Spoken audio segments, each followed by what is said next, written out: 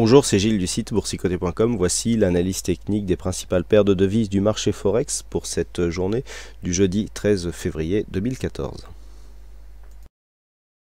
Et nous commençons tout de suite avec l'analyse technique de l'euro-dollar, donc avec ce joli contre-pied, puisqu'après avoir cassé ici la tendance haussière dans laquelle ce biais court terme était engagé, eh bien les cours sont venus tester ici la zone 50-61-8 des retracements de Fibonacci, avant de remonter ici. Alors on avait un début de signal, je vous avais indiqué qu'il fallait surveiller ici la moyenne mobile 20 exponentielle, donc c'est arrivé dans la nuit, il fallait être là, mais le contact ici avec la moyenne mobile 20 exponentielle n'a pas donné lieu à une poursuite du mouvement baissier, au contraire, elle a été cassée quasiment tout de suite. On s'est dans un premier temps servi de la zone de 23,6 ici comme zone de résistance. On est revenu chercher ici cette moyenne mobile 20 exponentielle avant d'impulser un mouvement haussier et donc de venir ici quasiment au contact de cette moyenne, de cette bande de Bollinger supérieure.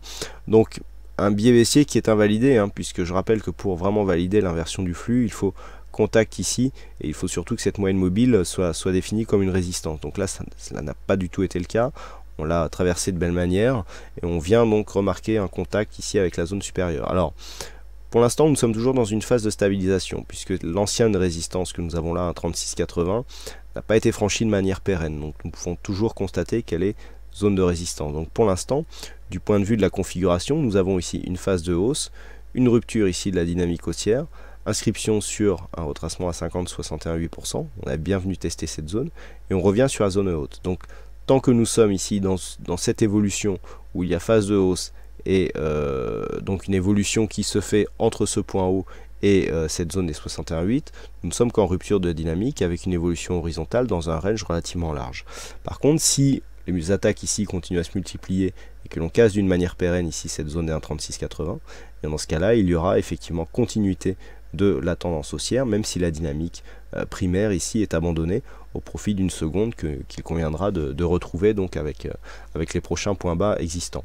Donc sur cette stratégie qu'on validera sur une cassure pérenne des 1,3680, le niveau d'invalidation se situe toujours sur le retracement des 61,8% de Fibonacci, à savoir les 1,3556. Sur le câble, nous avons une configuration qui d'un point de vue très court terme est très haussière, puisque nous avons ici, depuis la rupture de cette zone des 1,6442, une accélération, avec donc cette phase de hors-bol que nous avons eu hier, et donc un retour ici à l'intérieur des bandes de Bollinger, mais qui se fait sans phase de consolidation. C'est assez rare, alors ça arrive un peu plus souvent sur le Forex, mais même le Forex normalement retrace un petit peu. Là, on est à peine venu rechercher ici à 1,66 avant de continuer sur la phase de hausse. Alors, comme je l'ai indiqué donc sur la page Facebook de notre partenaire ActiveTrade, je vous rappelle que il y a maintenant des analyses qui sont diffusées sur la page Facebook France et en Angleterre d'ActiveTrade.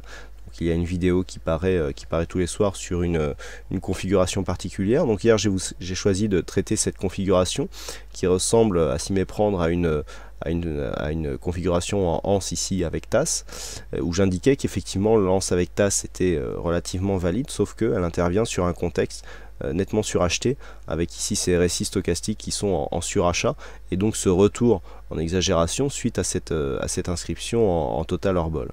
De plus, nous avons ici un signal du MACD qui nous indique ici une perte de la dynamique.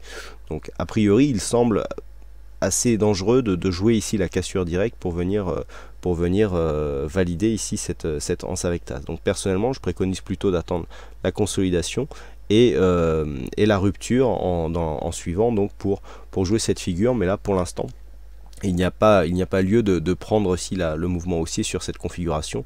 C'est toujours dangereux d'acheter dans une configuration surachetée. Quoi qu'il en soit, on est dans un contexte assez haussier, et ce contexte ici sera validé par une cassure un peu plus pérenne de ce niveau des 1,6660.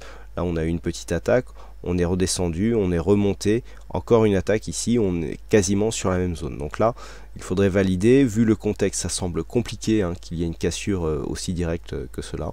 Donc attendre une phase de consolidation. Alors une consolidation par exemple sur 1,6586 peut largement suffire. 1,6626 paraît un peu proche et c'est surtout un point haut ici, un ancien point haut significatif.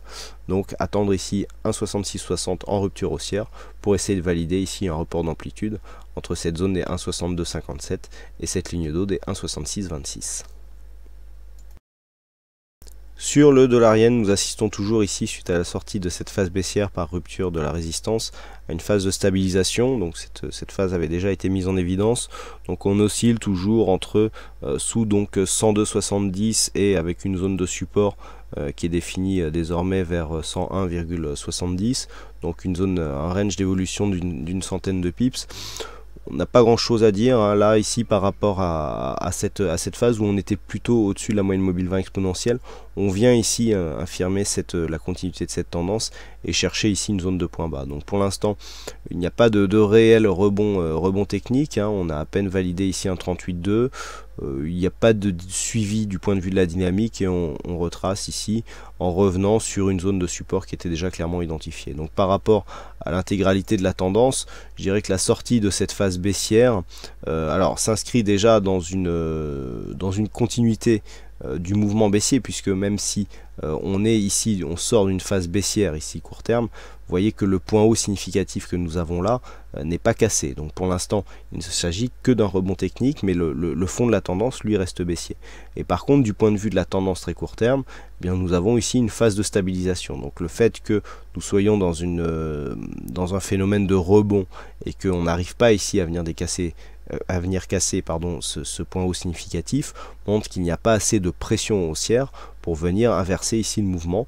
Donc a priori c'est dans le sens ici de cette structure qu'il faut rechercher les futures évolutions. Donc sens de la structure dit plutôt un retour à une phase de baisse. C'est ce qui pourrait arriver ici si on repassait sous cette zone des 101.72.